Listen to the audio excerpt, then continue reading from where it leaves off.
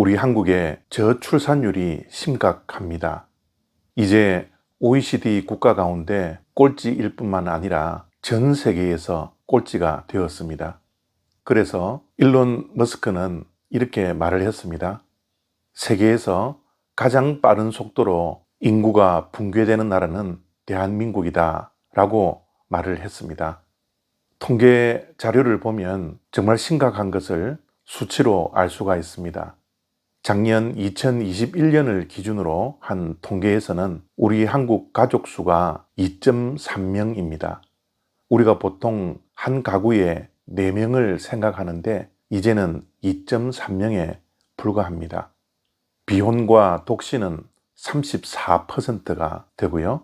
그리고 결혼을 했지만 자녀가 없이 살겠다라고 계획하는 무자녀의 비율이 28.3%나 됩니다.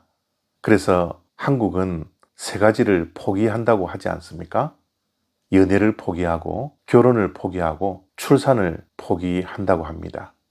창세기 2장 18절과 24절 2절 보겠습니다. 여호와 하나님이 이르시되 사람이 혼자 사는 것이 좋지 아니하니 내가 그를 위하여 돕는 배필을 지으리라 하시니라.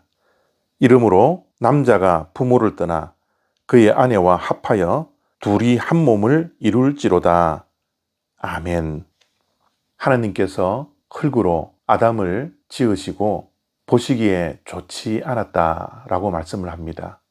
하나님께서는 창조 사역을 마친 후에는 늘 보시기에 좋았다라고 말씀을 했는데 유독 사람이 혼자 사는 것을 보시기에 좋지 않았다라고 말씀하고 있죠.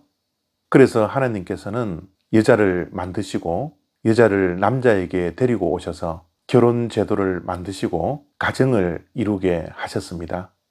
하나님께서 인류 역사상 결혼 제도를 처음으로 만드셨던 것이죠.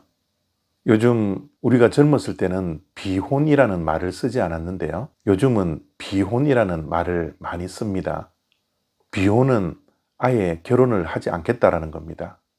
어쩔 수 없이 결혼을 하지 못해서 미혼의 상태가 아니라 요즘 젊은이들에게는 비혼주의가 많이 급증하고 있다고 합니다. 비혼이라는 단어는 하나님 나라의 언어가 아닙니다. 하나님께서는 남자와 여자가 서로 사랑하여 한 몸을 이루어 가정을 이루고 믿음의 복된 가정이 대를 이어가기를 하나님은 계획하셨고 그것이 바로 하나님의 뜻인 것입니다. 결혼 제도는 하나님께서 만드셨기 때문에 인간이 폐할 수 없습니다.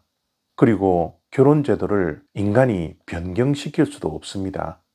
요즘 남자와 남자가 결혼을 하고 여자와 여자가 결혼을 하고 어떤 사람은 키우던 개와 고양이를 너무 사랑한 나머지 결혼을 한다라는 웃지 못할 일들이 얼마나 많이 있습니까? 이러한 것은 결코 하나님의 계획도 아니고 하나님의 뜻이 아닙니다. 하나님 나라에 있어서는 안 될 일들이죠. 물론 젊은이들이 결혼을 하지 않으려고 하는 비혼주의가 급증하는 것은 이해는 됩니다. 왜냐하면 경제적인 부담과 아이를 낳고 아이를 키우는데 경제적으로 얼마나 큰 짐이 됩니까? 그러나 분명히 우리가 이 시간에 기억해야 할 것은 돈이 하나님의 말씀을 대신할 수 없습니다. 경제의 문제가 하나님의 뜻과 계획을 변경시킬 수 없는 것입니다. 결코 돈이 하나님보다 우선되어서는 안 됩니다. 우리는 하나님의 뜻에 절대적으로 순종해야 합니다. 하나님의 말씀대로 살아야 합니다. 그래야 보기에 좋습니다. 이러한 비혼주의와 결혼을 해도 아이를 낳지 않는 저출산율의 문제 뒤에는 저는 분명히 사단의 계략이 있지 않나 생각을 합니다. 왜냐하면 사단의 세력은 하나님의 뜻과 하나님의 계획이 우리를 통하여서 실현되는 것을 정말 싫어하거든요. 그래서 경제적인 문제를 통하여서 우리의 눈을 막고 귀를 막음으로써 하나님의 뜻을 보지 못하고 하나님의 계획을 따르지 못하도록 하는 것입니다. 이것이 사단의 전략입니다.